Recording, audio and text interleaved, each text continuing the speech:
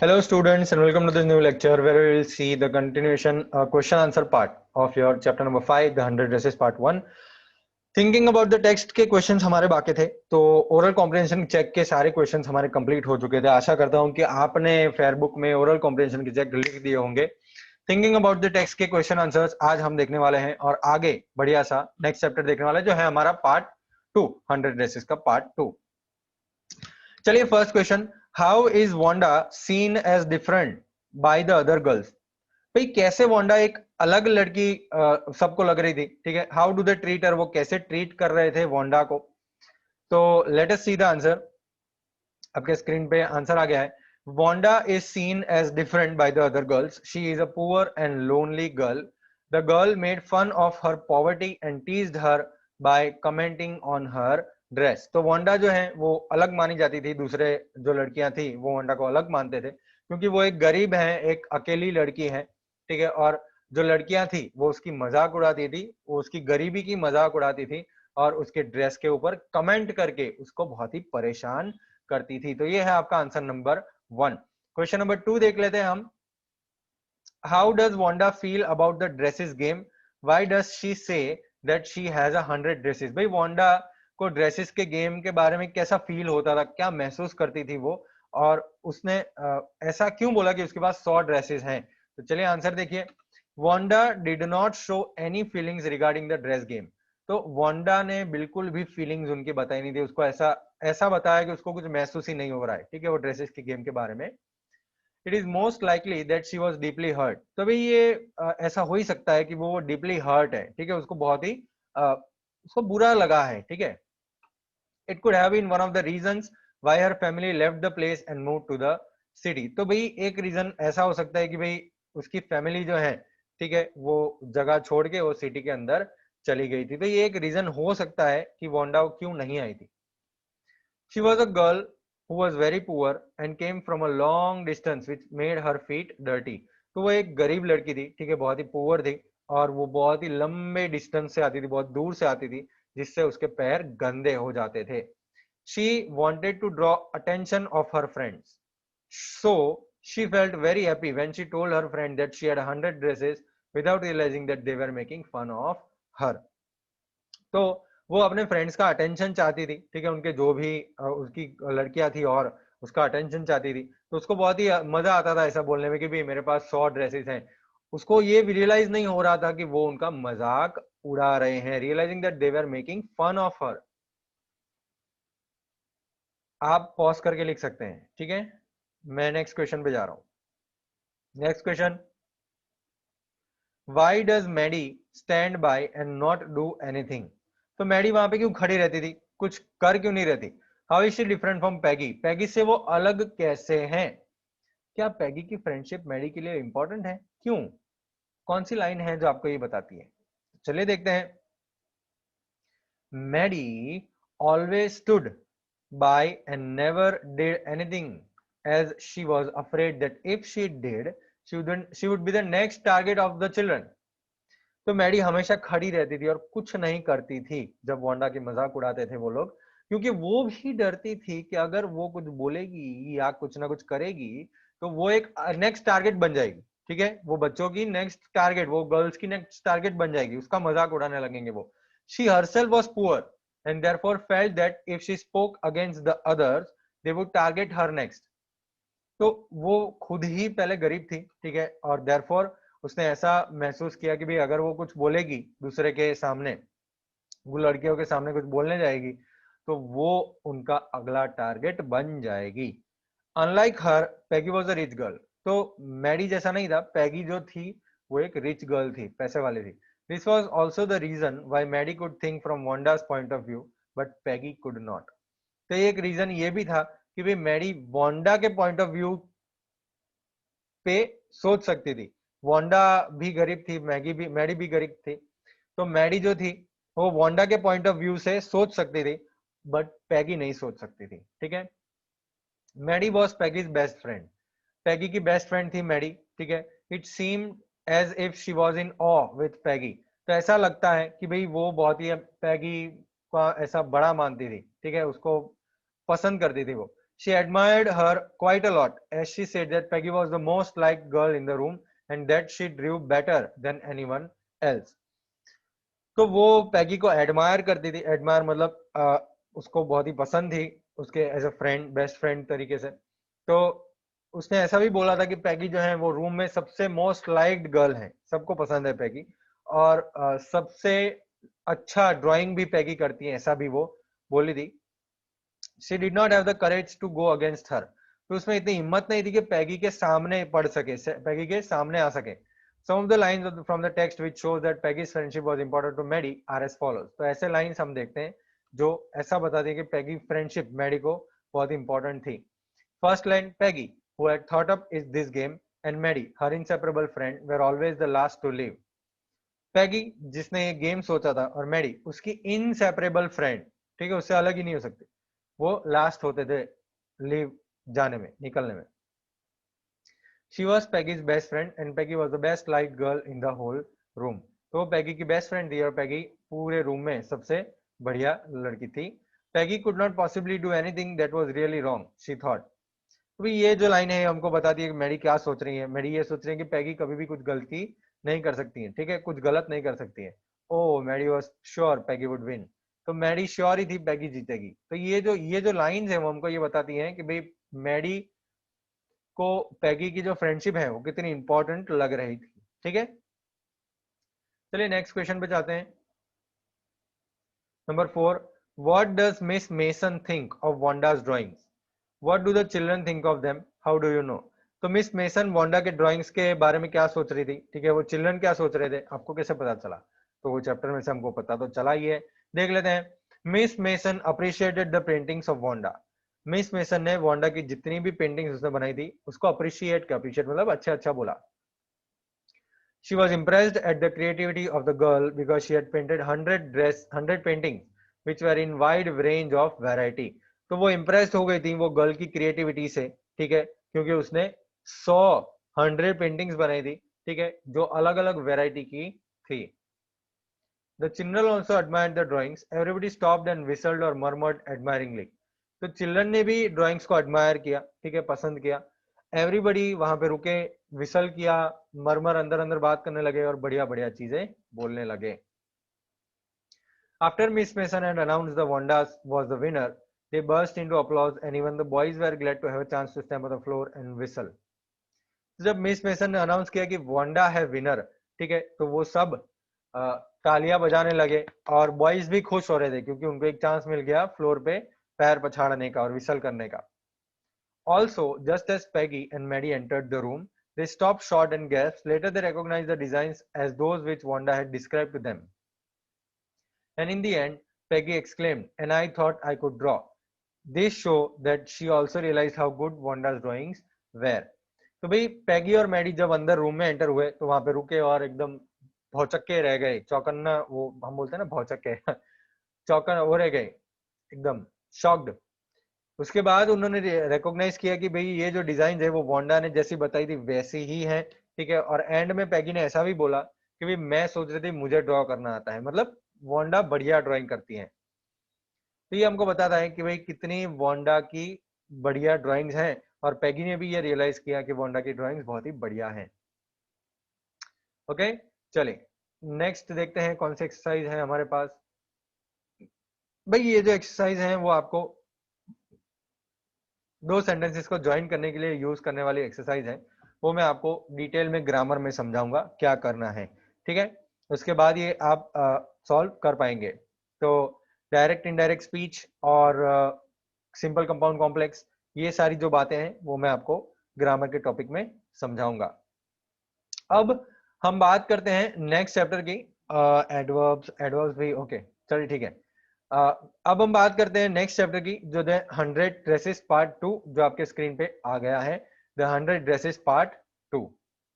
Okay, तो भाई जब हम पार्ट 2 की बात करते हैं तो it will be the continuation part of from the part 1, right. Eleanor Estes ने कंटिन्यूसली एक चैप्टर लिखा है जो आपके 10th स्टैंडर्ड में 2 चैप्टरों में बटा हुआ है। चलिए, तो लास्ट लेक्चर में मतलब लास्ट चैप्टर में हमने ये पढ़ा था कि वही उसकी जो ड्रेसेस की पेंटिंग्स थी वो रखी एग्जीबिशन में और वांडा जीत गई थी। और सबने माना कि वांडा बहुत ही बढ़िया पेंटिंग करती हैं। चलिए शुरू करते हैं ये नया chapter. While the class was circling the room, the monitor from the principal's office brought Miss Mason a note. तो जब क्लास वो रूम में घूम रही थी, ठीक है, वो पेंटिंग्स देख रही थी, तो प्रिंसिपल के ऑफिस में से एक मॉनिटर, क्लास का मॉनिटर होता है ना, वो मॉनिटर मिस मेसन को एक नोट लाके दिया। मिस मेसन ने उसको कई बार पढ़ा। Miss mason read it several times and studied it thoughtfully for a while. और उसको बहुत ध्यान से उसने सोचा कि ये क्या है। Then she clapped her hands. तो उसने फिर attention class, everybody back to their seat, तो ऐसा बोला, attention class, everybody back to their seat. When the shuffling of feet had stopped and the room was still and quiet, Miss Mason said, I have a letter from Wanda's father that I want to read to you. तो जब ये सब पैरों का आवाज खत्म हुआ, room शांत हो गया, सब बैठ गए उनकी जगहों पे, तो मिस मेसन ने बोला कि मेरे पास एक लेटर आया है वांडा के पापा का, ठीक है, जो मैं आपको पढ़ के बताना चाहती हूँ। Miss Mason stood there a moment and the silence in the room grew tense and expectant. Miss Mason जो है वो वहां पे एक थोड़े समय तक खड़ी रही और जो रूम में साइलेंस था, ठीक है, वो टेंस हो रहा था। टेंस मतलब अब रोका नहीं जा रहा था। क्या है, वो एक्सपेक्ट कर रहे थे कुछ बोले miss mason. The teacher adjusted her glasses slowly and deliberately. तो थोड़ा ग्लासेस उन्होंने एडजस्ट किया, ठीक है। Her manner indicate that what was coming, this letter from Wanda's father, was a matter of great importance. Everybody listened closely as Miss Mason read the brief note. तो the teacher ने glasses slowly adjust किए, ठीक है, और जिस manner में वो लग रहा था कि वो क्या है, ठीक है, वो बहुत ही इंपॉर्टेंट लग रहा था कि कुछ इंपॉर्टेंट होगा। सब लोग बहुत ही ध्यान से, अटेंशन से वो सुनने लगे थे मिस मेसन को जो बोल रही। Dear teacher, my Wanda will not come to your school any more. Jake also. Now we move away to big city. No more holler Polak. No more ask wife funny name. Plenty of funny names in the big city. Yours truly, Jan Petronsky. तो note के अंदर क्या लिखा था कि dear teacher, my Wanda, मेरी Wanda, मतलब वो उनके पापा बोल रहे हैं कि मेरी वांडा अब स्कूल में नहीं आएगी, जेक भी नहीं आएगा, हम बिग सिटी जा रहे हैं। We are moving away to big city, बड़े सिटी में जा रहे हैं। नो मोर हॉलर पोलैक, ठीक है, उसका मजाक उड़ाते थे पोलैक बोल के, तो अब कोई मजाक नहीं उड़ाएगा, कोई फनी नेम नहीं पूछेगा। No more ask why funny name. Big city में कई फनी नेम्स हैं, ठीक है, वहां पे बड़ी सिटी जो है वहां पे कई फनी नेम्स हैं। Yours truly, John Petronski. A deep silence met the reading of this letter. पूरे क्लास में बहुत ही साइलेंस हो गया था। मिस मेसन ने अपने ग्लासेस निकाले, उन पे फूंक मारी और उसके वाइट हैंडकरचीफ से उसको साफ किया। Then she put them on again and looked at the class. तो उन्होंने फिर वो ग्लासेस वापस लगाए और क्लास की तरफ देखा। When she spoke, her voice was very low. जब वो बोली तो उसकी आवाज बहुत ही धीरी थी। I am sure that none of the boys and girls in room number 13 would purposely and deliberately hurt anyone's feelings because his or her name happened to be a long, unfamiliar one. मुझे मालूम है कि कोई भी boys और girls room number 13 में, ठीक है, वो जानबूझ के हर्ट नहीं करेंगे किसी की फीलिंग्स को, क्योंकि उसके नाम बड़ा है और अनफेमिलियर है। I prefer to think that what was said in thoughtlessness. मैं ऐसा मानूंगी कि जो भी आपने बोला होगा वो लड़की को, ठीक है, वो आपने सोचे बिना बोला होगा। I know that all of you feel the way I do, that this is a very unfortunate thing to have happened, unfortunate and sad both, and I want you all to think about it. मुझे मालूम है कि आप वही feel कर रहे हो जो मैं फील कर रही हूँ कि ये बहुत ही अनफॉर्चुनेट थिंग है जो हुआ है, ठीक है, एक तो अनफॉर्चुनेट है और सैड है, बुरी चीज है। मुझे ये चाहिए कि आप लोग यही चीज एक बार सोचें। The first period was a study period. Mary tried to prepare her lessons, but she could not put her mind on her work. सबसे पहला एक स्टडी पीरियड था, ठीक है। मैरी अपने लेसन्स को प्रिपेयर कर रही थी, लेकिन वो अपना माइंड काम पे नहीं लगा पा रही थी। She had a very sick feeling in the bottom of her stomach. उसको पेट में एक सिक फीलिंग आ रही थी, उसको मतलब बहुत ही अजीब लग रहा था। True. She had not enjoyed listening to Peggy ask Wanda how many dresses she had in her closet, but she had said nothing. सही है ना, उसको वो तो महसूस होगा ही, क्योंकि पैगी जब वांडा को पूछती कि उसके पास कितने ड्रेसेस हैं उसके अलमारी में, तो उसने कुछ नहीं बोला था।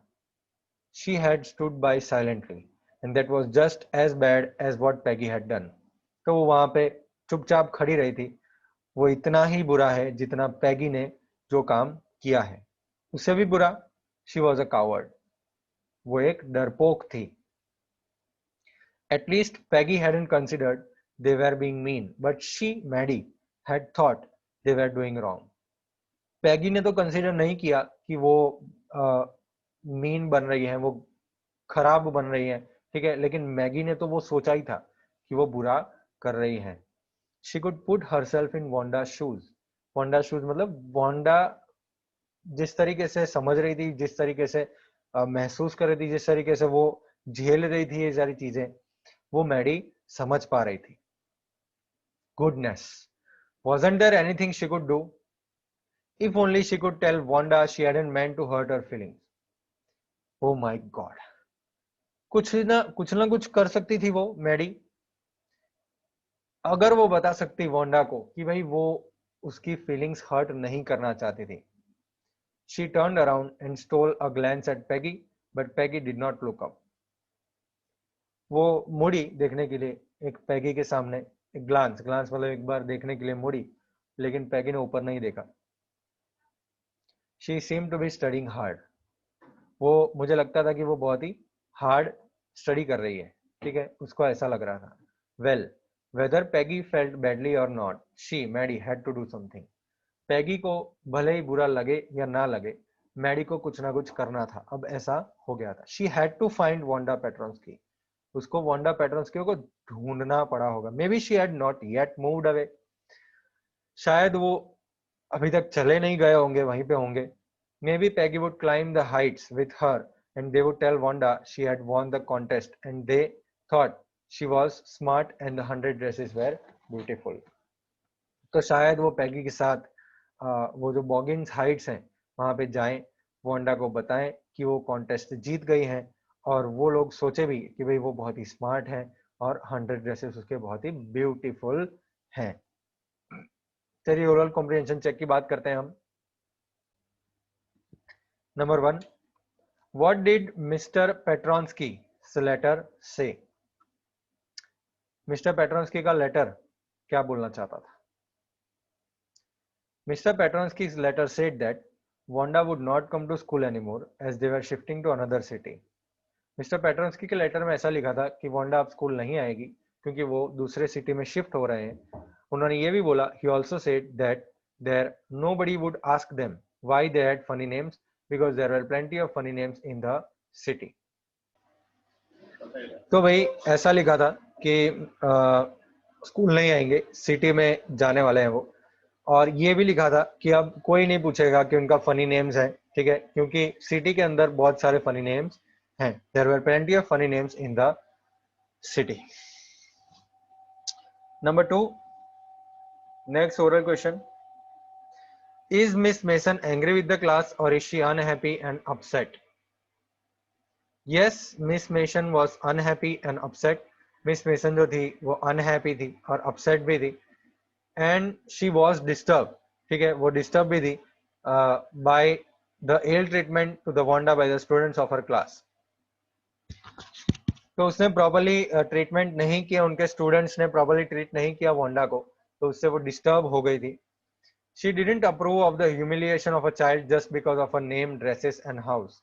तो उन्होंने वो अप्रूव ही नहीं किया, उन्होंने माना ही नहीं, ठीक है, कि एक बच्चे को आप ह्यूमिलिएट कर सकते हैं, आप उसकी मजाक उड़ा सकते हैं because of her name, dresses and house. चलिए number 3, how does Maddie feel after listening to the note from Wanda's father. भाई वांडा के फादर का लेटर पढ़ने के बाद मैडी को कैसा फील हुआ? After listening to the note from Wanda's father, Maddie had a very sick and guilty feeling in the bottom of her stomach. तो मैडी को एक बहुत ही सिक फीलिंग आई, बुरी फीलिंग आई, ठीक है, और पछतावा महसूस हुआ. She could not concentrate when she tried to prepare her lessons. तो वो concentrate नहीं कर पा रही थी जब वो lessons prepare करने के लिए बैठी थी, ठीक है. She had not enjoyed listening to Peggy ask Wanda how many dresses she had in her closet. तो उसने बिल्कुल भी enjoy नहीं किया था, ठीक है, ये सुनना कि भाई पैगी जब वांडा का मजाक उड़ा रही थी, उनको पूछ रही थी कि भाई कितने ड्रेसेस हैं आपके क्लोसेट में, तो उन्होंने बिल्कुल एंजॉय नहीं किया था, उसको बहुत ये चीज पसंद नहीं आई थी.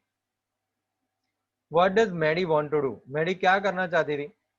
Maddie wanted to tell Wanda that she didn't want to hurt her feelings. तो Maddie ये बताना चाहती थी कि वो अपनी feelings hurt नहीं करना चाहती थी, ठीक है, उसकी feelings hurt नहीं करना चाहती थी, ठीक है, ओके. चलिए बेटा यहाँ पे हम फुल स्टॉप रखते हैं हमारे चैप्टर का, क्योंकि ये एक पार्ट खत्म हो गया है. नेक्स्ट टाइम हम बात करेंगे when school was dismissed in the afternoon, वहां से हम बात करेंगे, ओके. और एक बात बेटा कि अभी तक जितने भी चैप्टर्स हमारे इंग्लिश में हुए हैं, पोयम हुई है, सप्लीमेंट्री रीडर हुए हैं, आशा करता हूं कि आपने फेयरबुक के अंदर वो सारे लिख दिए होंगे, ठीक है, और आपकी फेयरबुक चेक्ड भी हो गई होगी. तो अगर चेक नहीं हुई है तो आप स्कूल में फ़ोन करिए और प्लीज़ चेक करवा दीजिए. दूसरी बात यह है बेटा कि आपको प्रिपरेशन करना आपने शुरू भी नहीं किया होगा, शायद फेयरबुक भी आपने कंप्लीट नहीं की होगी.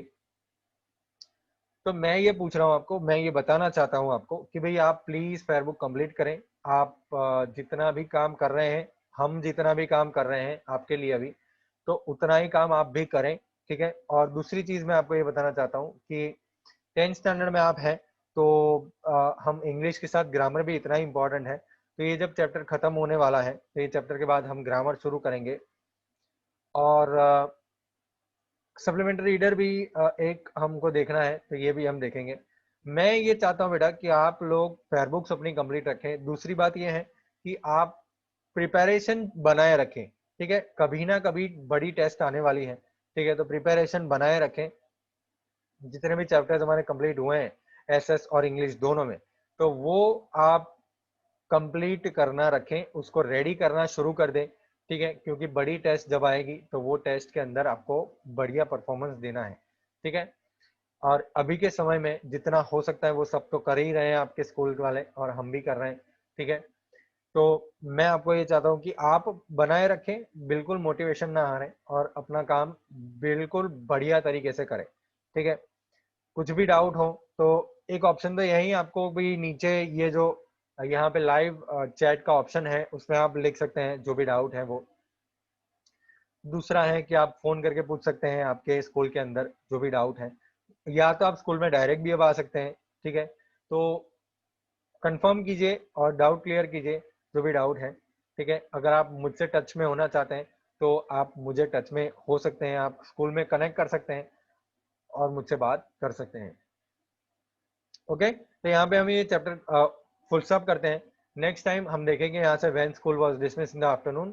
आपका होमवर्क ये है कि आपको जितने भी ओरल कॉम्प्रिहेंशन चेक हमने चैप्टर नंबर 6 के किए हैं, क्वेश्चन आज चैप्टर नंबर 5 के किए हैं, वो सारे लिख देने हैं, ओके. चलिए बाय बाय.